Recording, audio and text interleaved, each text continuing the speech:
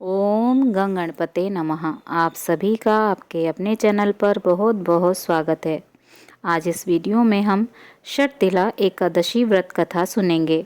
बोलिए गणपति गजानन महाराज की जय। जय श्री कृष्णा। राधे राधे।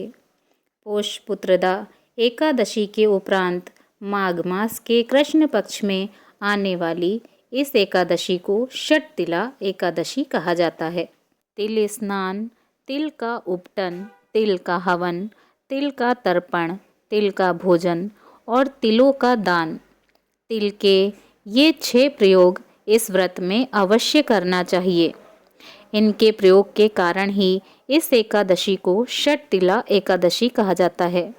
इस व्रत के करने से अनेक प्रकार के पाप नष्ट हो जाते हैं।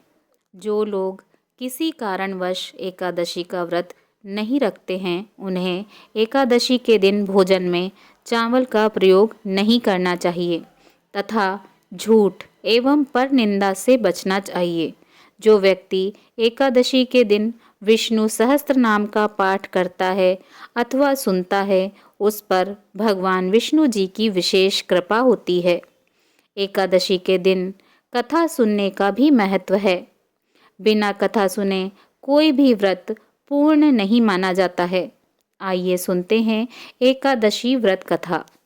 एक समय दालभ्य ऋषि ने पुलस्त्य ऋषि से पूछा कि हे महाराज, पृथ्वी लोक में मनुष्य ब्रह्म हत्या महान पाप करते हैं।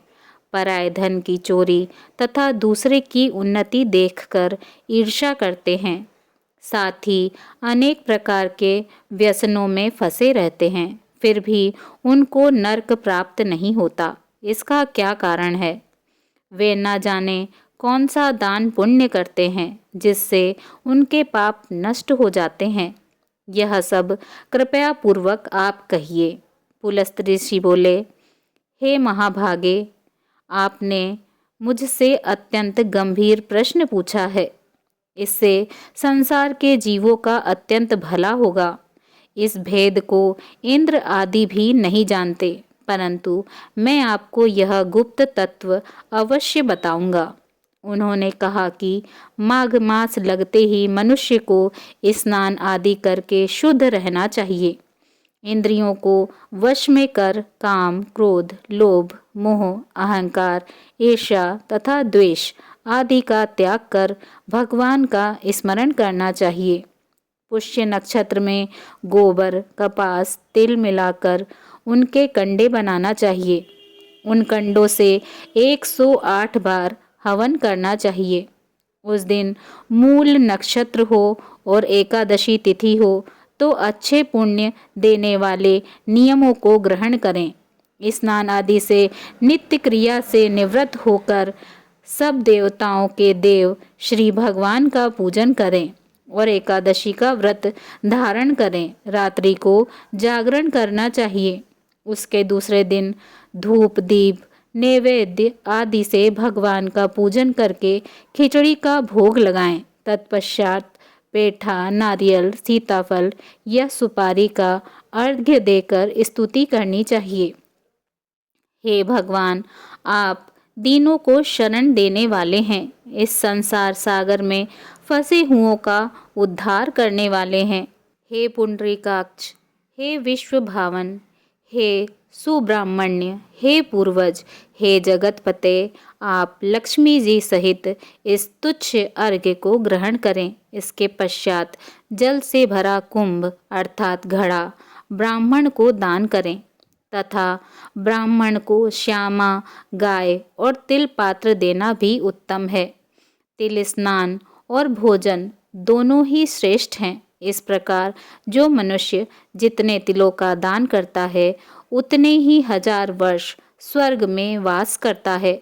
इतना कहकर पुलस्त्य ऋषि कहने लगे कि अब मैं तुमसे इस एकादशी की कथा कहता हूँ।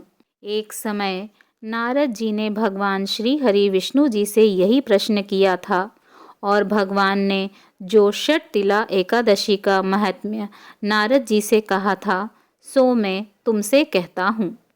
भगवान ने नारद जी से कहा कि हे नारद, मैं तुमसे सत्य घटना कहता हूँ, ध्यान पूर्वक सुनो। प्राचीन काल में मृत्युलोक में एक ब्राह्मणी रहती थी। वह सदैव व्रत किया करती थी। एक समय वह 1 मास तक व्रत करती रही। इससे उसका शरीर अत्यंत दुर्बल हो गया। यद्यपि वह अत्यंत बुद्धिमान थी, तथापि उसने कभी देवताओं या ब्राह्मणों के निमित्त अन्न या धन का दान नहीं किया था। इससे मैंने सोचा कि ब्राह्मणी ने व्रत आदि से अपना शरीर शुद्ध कर लिया है, अब इसे विष्णु लोक तो मिल ही जाएगा। परंतु इसने कभी अन्न का दान नहीं किया, इससे इसकी तृप्ति होना कठिन है। भगवान श्री हरि विष्णु जी ने आगे कहा, ऐसा सोचकर मैं भिखारी के वेश में मृत्युलोक में उस ब्राह्मणी के पास गया और उससे भिक्षा मांगी। वह ब्राह्मणी बोली, महाराज किस लिए आए हो? मैंने कहा, मुझे भिक्षा चाहिए। इस पर उसने एक मिट्टी का ढेला मेरे भिक्षा पात्र में डाल दिया और मैं उसे लेकर स्वर्ग लौट आया। कुछ समय बाद ब्राह्मणी भी शरीर त्याग कर स्वर्ग में आ गई। उस ब्राह्मणी को मिट्टी का दान करने से स्वर्ग में सुंदर महल मिला, परंतु उसने अपने घर को अन्न आदि सब सामग्रियों से शून्य पाया। घबरा कर वह मेरे पास आई और कहने लगी कि हे भगवान, मैंने अनेक व्रत आदि से आपकी पूजा की, परंतु फिर भी मेरा घर अन्न आदि सब वस्तुओं से शून्य है। इसका क्या कारण है? इस पर मैंने कहा, पहले तुम अपने घर जाओ, देव स्त्रियां आएंगी तुम्हें देखने के लिए। पहले उनसे षटतिला एकादशी का पुण्य और विधि सुन लो, तब द्वार खोलना।